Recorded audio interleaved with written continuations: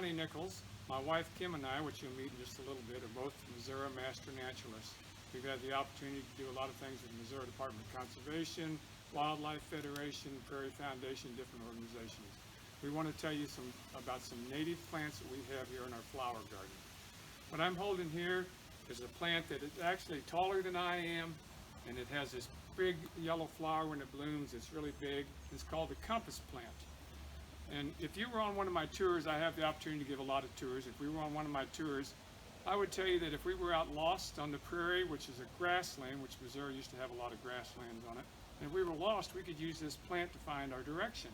This is the basal leaf, or the leaf that is at the bottom of the plant, and it aligns north and south. So if I'm out someplace and lost, I could find this plant and I'd be able to find north and south would be the direction. So it's called the compass plant. This flower is really tall, taller than I am, and if you were on one of my tours, as we went along, I would break some of these stems in pieces, and I'd tell you about the compass plant, and we'd walk around and look at something else. We'd come back about 20 minutes later, and I'd give us all chewing gum. This plant is in the Silphium family, and it has a sap that comes out, and the Native Americans, or what you might know as Indians, used to use it for chewing gum. And this, another plant that I have here beside me, is indigo. And indigo was also a plant, and you have to imagine that the Native Americans didn't have a Walmart or anything, so they used these plants for food and also for medicines.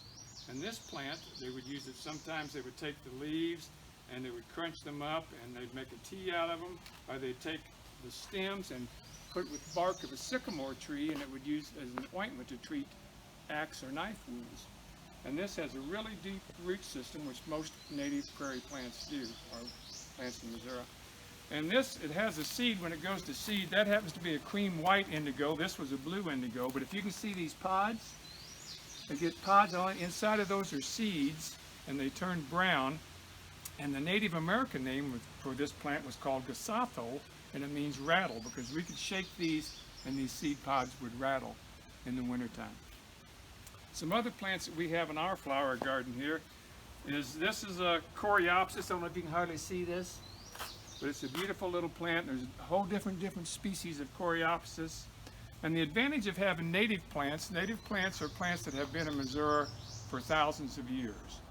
And so you don't have to water these plants, you don't have to fertilize them, and they're really a good plant. Plus they benefit wildlife, insects, butterflies, animals. They feed off these plants for different reasons. This is another plant we have in our garden. It's called Slender mountain mint, which is, if you look, anything in the mint family has a square stem on it. So if you looked at this closely, you'd see it had a square stem. Native Americans would take this plant and they used it to bait mink traps with. So they could take this, it has a scent that minks like, and they would catch mink with it. A few other things we have. This grass, which Missouri was a grassland, this is prairie dropseed, which is a real common grass that's in the prairies.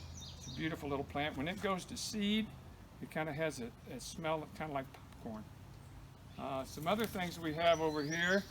This is a rattlesnake master, and if you looked at this, it has really close, there's got little thorns like on these leaves. A lot of people think that this has something to do with a rattlesnake, which is not true at all. But it was used to treat poisons like different bee stings and different things, or some poisons you might ingest, and they would take the root and make a tea from that, and they would use it to treat you if you were sick. This plant also is a St. John's wort, which is common, which is used in a lot of medicines at different times, still used today in some different medications. So my wife is going to tell you about one of the most commonly used plants by Native Americans that were on the prairies. Every tribe of Plains Indians used this plant she's going to tell you about, and it's called the coneflower. So I'll let Kim tell you about it.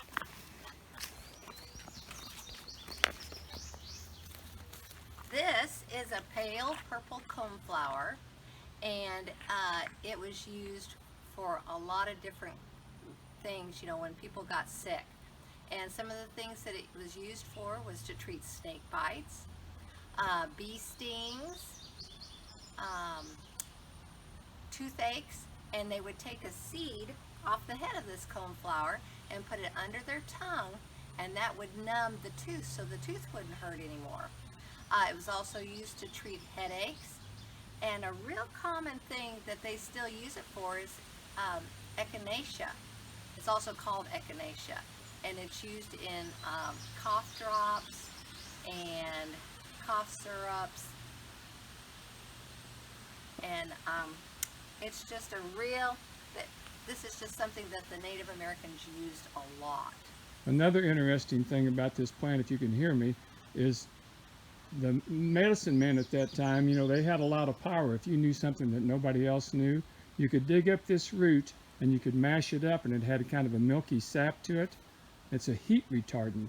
So they would take this sap, they could rub it on their hand, and they could pick up a live coal from the fire and hold it in their hand, or they'd put that sap, that milky sap in their mouth, and they could put a live coal in their tongue.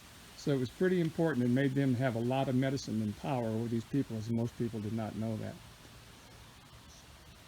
Thank you very much for joining us today, and I hope you learned a few things about some native plants.